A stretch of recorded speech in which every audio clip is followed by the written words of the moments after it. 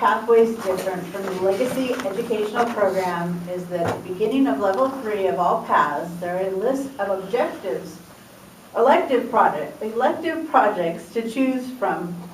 In addition, as we move in levels, the required and elective projects become lengthier and more involved. This evening, we'll see an example of that. Lloyd Smith will be doing an elective project to moderate a panel discussion, which he chose from a list of 5 options for level 5 of the presentation mastery path.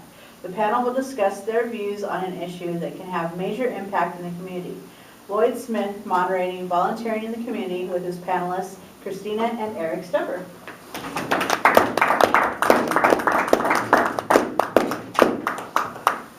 It may seem like a somewhat small panel, and that's because 1/3 that didn't show up. Yes, please. Well, we're carefully setting up the stage for our panel discussion here. I'll mention that most of us know about major volunteer organizations such as Salvation Army or Habitat for Humanity, that kind of thing, and we know about one-off type volunteer things like Toys for Tots, you know, those things. But there's a lot more to volunteering in the community than just those organizations. And tonight we're going to have Eric and Christina discussing that with me and all of you too, because there'll be a question and answer period at the end. And the idea is to broaden everybody's horizon about what volunteering is, why it's important, maybe things to watch out for, to avoid, that kind of thing. So we have Christina Stepper and Eric Stepper, who all of you know, I hope. And I'd like to start off by asking the question, what are some of the volunteer opportunities in the community that people may not be so familiar with? Christina, would you start, please? Sure. Every nonprofit offers volunteer opportunities. There are lots of nonprofits, of course, in our valley, as we all know, from some that Lloyd mentioned, as well as the YMCA, the YWCA, the Alethea Writing Group, the Community Foundation itself, church. Every church, all religious organizations need volunteers because they just don't have the funds to pay staff to do everything that needs to be done. As Lloyd mentioned, some of those opportunities are one-time things like a project. Some of them are ongoing, like being on the board of directors, for instance. There are a lot of board of directors around town as well that are looking for members. That's a heavier commitment of time and thus a harder position to fill.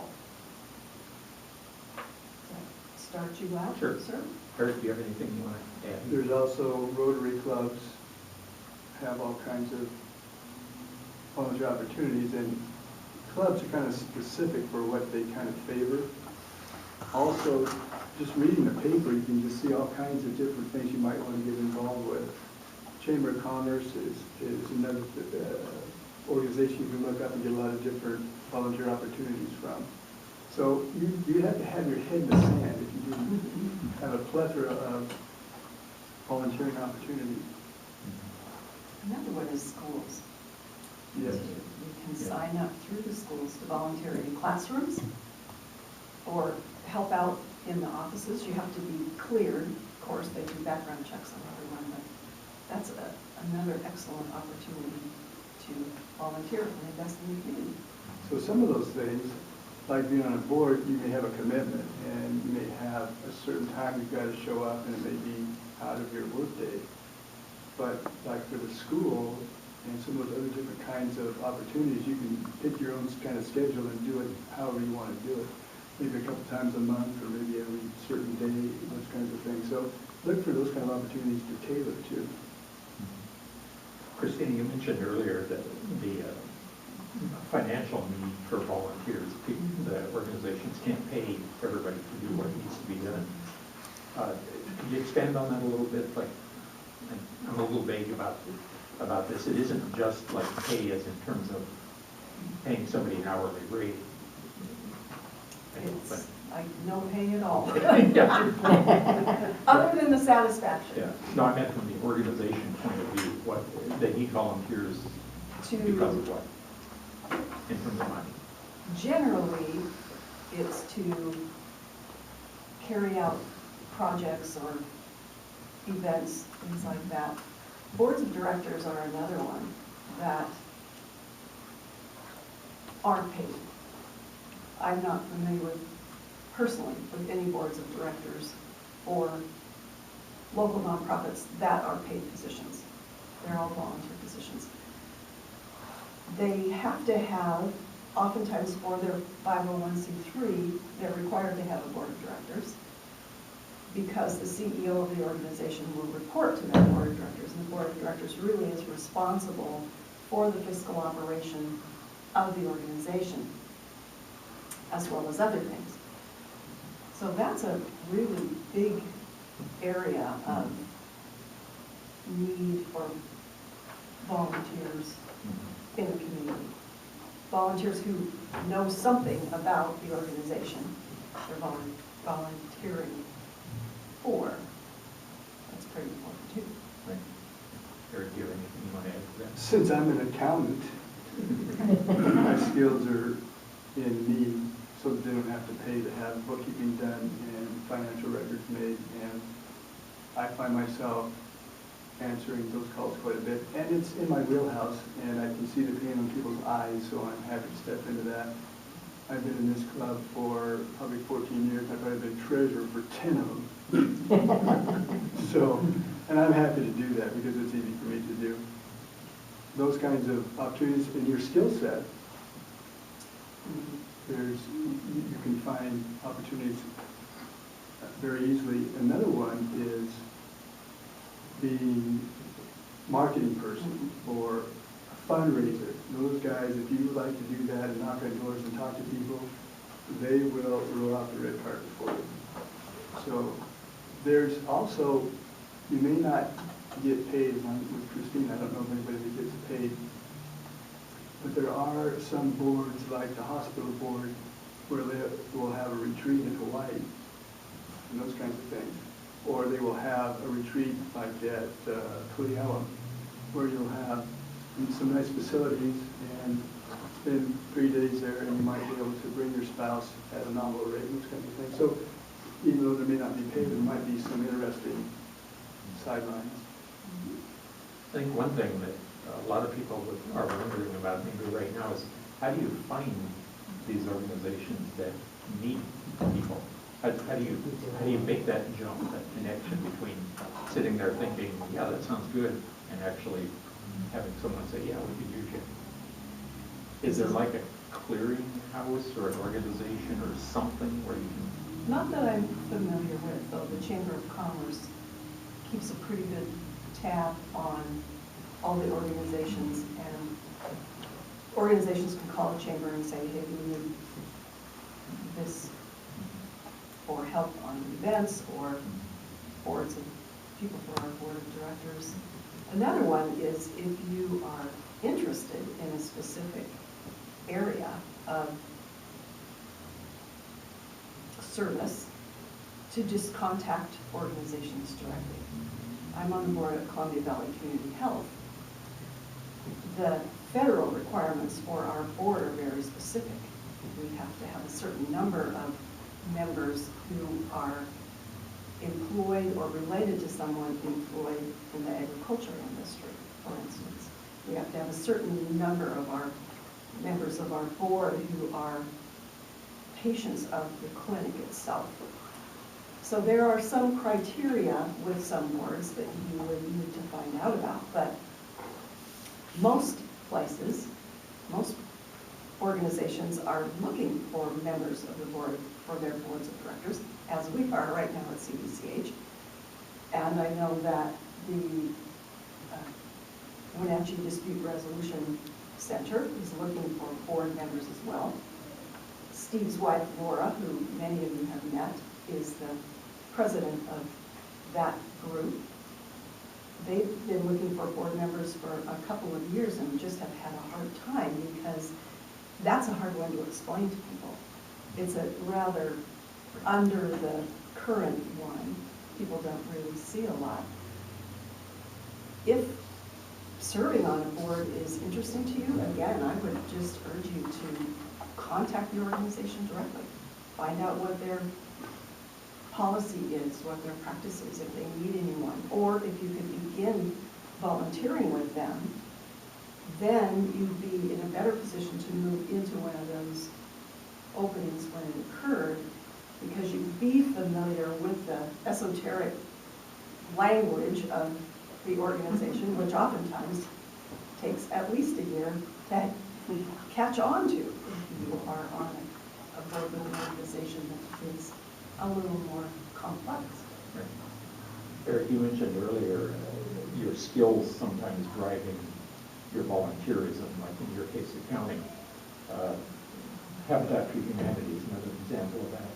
People with even pretty minimal carpentry skills are pretty high demand with that. Can you think of any others that? Habitat for Humanity is interesting because if you have a little bit of a skill, or if you have a curiosity about it, you can go and learn some skills. Number one. And number two, networking. You can rub your shoulders with some carpenters and skilled people that have plumbing maybe skills, and find out more about it and just be able to ask them questions. My great-grandmother was a stay-at-home mom, and her husband was chief of police in Ephrata.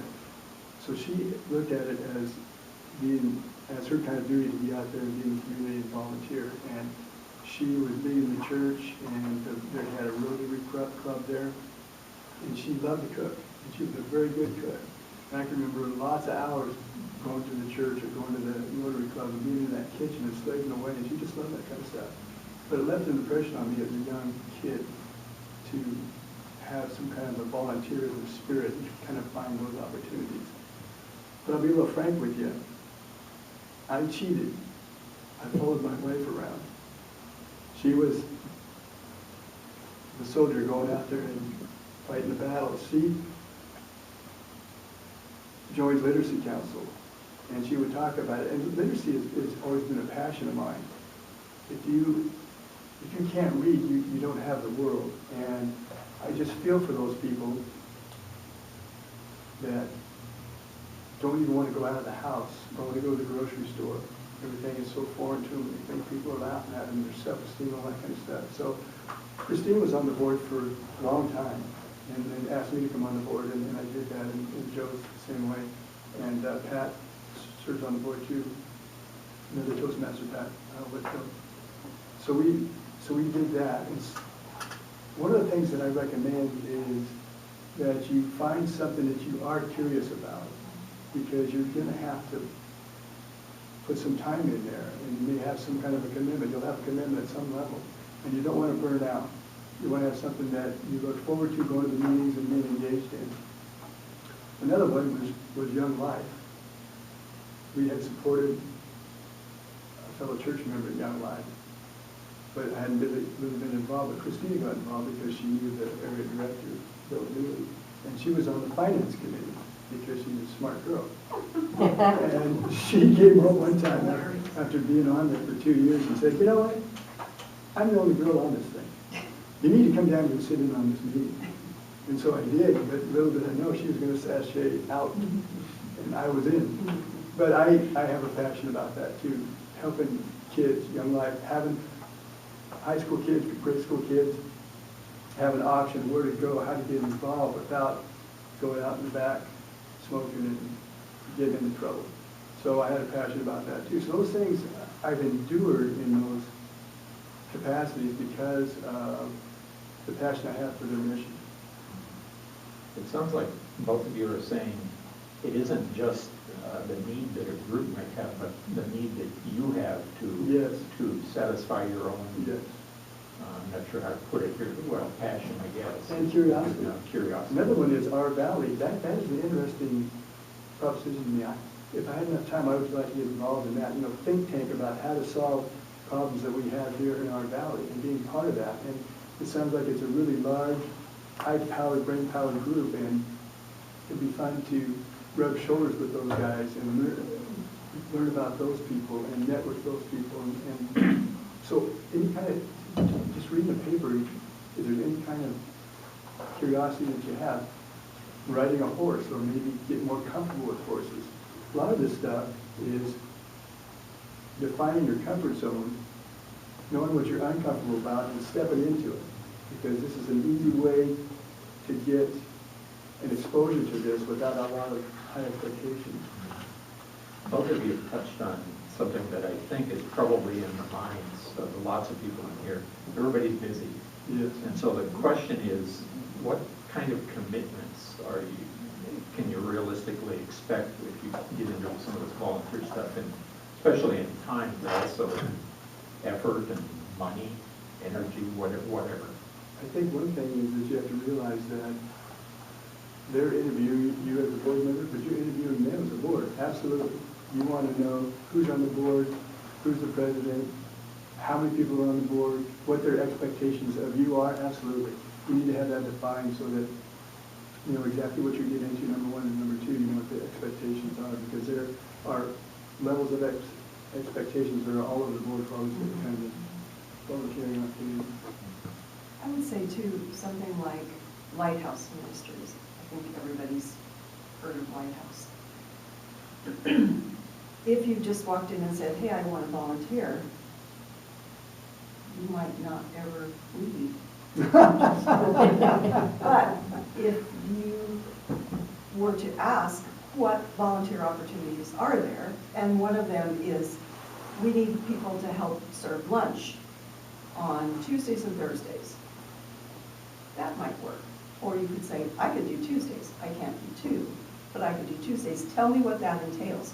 It's really important to do that. Tell me what that entails, and to be sure that it's clear between you and whoever you report to what the expectations are for you.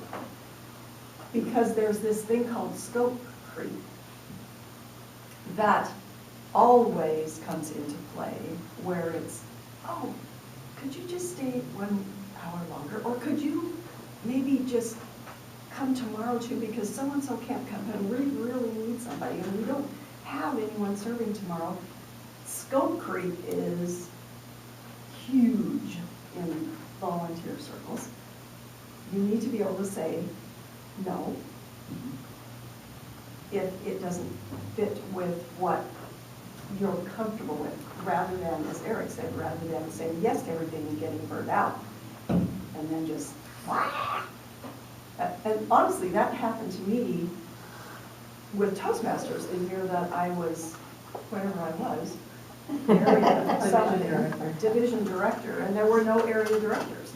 So I had 12 clubs that I had to visit twice, and back and forth to Yakima and Moses Lake, and oh my word, it was, at the end of it, I just went, I've had enough, and thus I have not signed up to be an officer or anything else for a number of years now.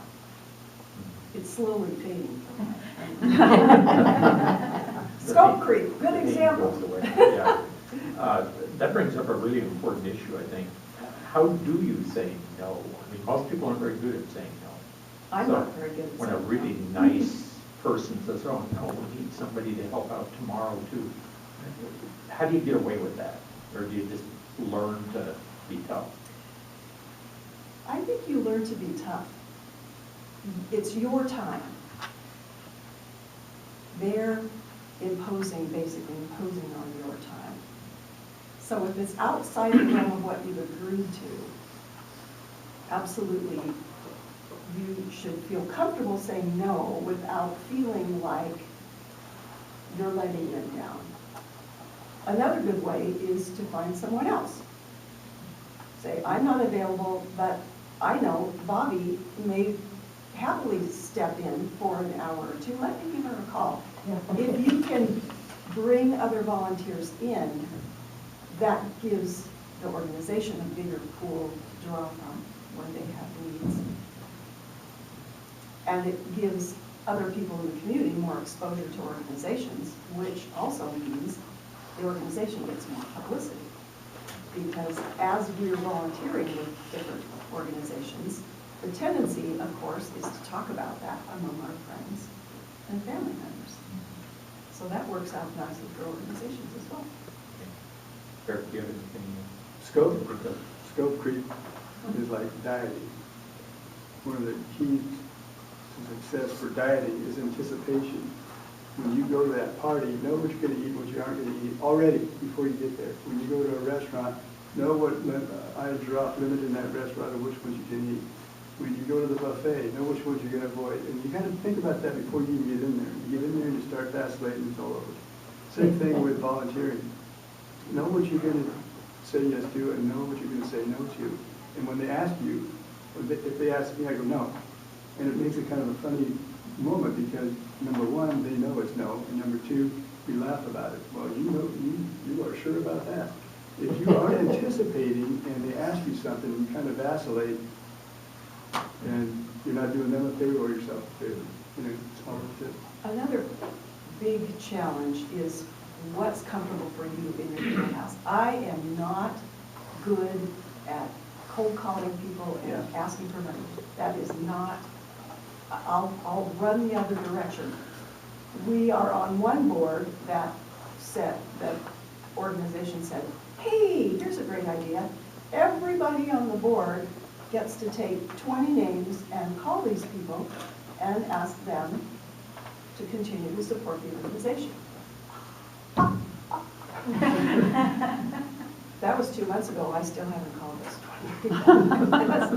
That just isn't my thing. I can organize till the cows come home, but I don't do that. And that's an important thing to know if that's part of the ask and that's not your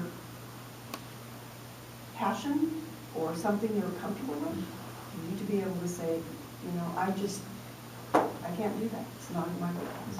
Find someone else. That brings us to some nuts and bolts then. How do you gracefully leave some organization you volunteered for? I mean, I'm assuming neither of you have made lifelong commitments to any of the volunteers. So we just recently left the Literacy Council, and some of the boards just kind of, there's a natural expiration. Literacy Council, we want to make sure that it was really strong. We had a couple of real good auctions, and we had money in the bank, and we had a new director that was now going to be her second year, that we had helped get along and get acclimated, and she seemed to have an idea of what was going on and a real good grasp of it. We had several good board members and a couple of new ones that were coming on, and we thought it was very vibrant, and we stepped out, and it didn't work out that way. It kind of degenerated. But I want to leave a board that I want to feel good about leaving a board. So the idea is to try to leave at the top. Try and think like 2 or 3 years ahead of how you want to get out, and then work towards making that a good exit. When I first went on the Literacy Council board, there weren't term limits. Some of the people had been coming to these meetings once a month for 25 years, and it had just become a social club. One of the first things we did was set up bylaws and create a 3-year rotation for board members. So every 2 years, we bring 2 on, and 2 would go off, and so there was a continuous rotation, which is essential to get fresh thoughts, fresh ideas on the board. Otherwise, it really stagnates. So specifically for boards, that's important. For volunteer positions and activities, again, making sure that you have a clear understanding going in what the expectation is and what the time frame is. We're having this event in March, and we need people to help plan the setup and organize where it's going to be. My question would be, what are you looking at in terms of a time investment? And see if they can give you back, hey, we're thinking 10 hours a month now and then picking up in the spring. They should be able to answer those questions for you. And if they can't, maybe you can help them get better organized in that regard too, if organization is your big. I'm sorry, go ahead, Eric. I would encourage everybody here to volunteer, and maybe some of you already do. But if you do some of the things that we've said about interviewing the board, matching up your desires and your interests with what is the opportunity, that you'll find that it can be very rewarding. Number one. Number two, you can meet a lot of different interesting people that have some very varied interests. Even coming to Toastmasters here, there's a lot of interesting people I've met over the years that I never knew, and I'm glad that I do know. The other thing is that you guys have a leg up because of the way we run these meetings. It is just like this, and you know how to run a meeting, and you know how to be an officer, and so you already have that built in. You already have familiarity with that. You already have familiarity with talking off the top of your head and making decisions and doing those kinds of things. I am very fortunate to have this experience in working with boards. More often than not, if the meetings are not well run, I'll end up running the meetings. And I can feel comfortable about that because of my experience here. One other thing, if I may add. Yes. If I say yes to a position that, one, I don't really have time for, and two, is really not my gift, then I'm robbing someone else of an opportunity to serve in that position. Because there are people out there who have extra time, who love to fill in. And by stepping into that position, I'm taking on more than I should and robbing someone else of the opportunity to serve. Okay. I think we reached our point where we should summarize a little bit. It sounds to me like there are three key things both of you believe. One is you need to match your own interests and abilities and passions and whatnot with the opportunities.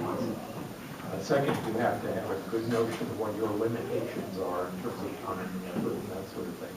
Yeah. And then third, you have to know when to leave, when to quit. Yeah. Does anyone have a question? We have our experts here. Any questions? Got to hear the same hands. What is the number one red flag that you could advise us on if you're interviewing or looking at a volunteer position? What's one thing that you would notice that would make you look elsewhere? If they have a board of 15 and they only have 5 currently, that's a red flag. You mean Open five showing positions? up? 5 showing up. If they have a board, a vibrant board where the bylaws say it's 15 and they don't have 12 to 15, but they've got 5 or 4, then that shows me that it's in decline, and you need to think twice about really getting involved in that. I would say too, if they're not clear on their mission and vision, where they're going, what they want to be in 2 years or 5 years, that's a red flag too. I think one thing you do is talk to the president and have lunch with them, and if they're very decisive and very matter of fact, and you know that these things are going to get done well, then that's it. That's an indication to take the next step. But if you get somebody that's, just kind of ho-hum or lackadaisical or not really focused, that's a red flag to me. Have you found in your experience that on volunteer boards, it's usually 20% of the people that do most of the work, or the 80-20 rule? I'm curious about how to inspire and encourage more people on top boards to get involved instead of just showing up for meetings. And that's it. That's all the hearings you do. I would say that comes down a lot to the organization of the board itself. On the CBCH board, everyone is involved fairly equally.